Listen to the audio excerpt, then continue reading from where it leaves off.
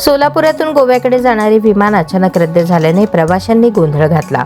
2 तासांहून अधिक वेळ विमानाची प्रतीक्षा करणाऱ्या प्रवाशांना सायंकाळी 4:30 वाजता गोव्याचे विमान रद्द झाल्याची माहिती मिळताच वेटिंग रूममध्ये बसलेल्या प्रवाशांनी फ्लाय 91 कंपनीच्या कर्मचाऱ्यांविरोधात गोंधळ सुरू केला।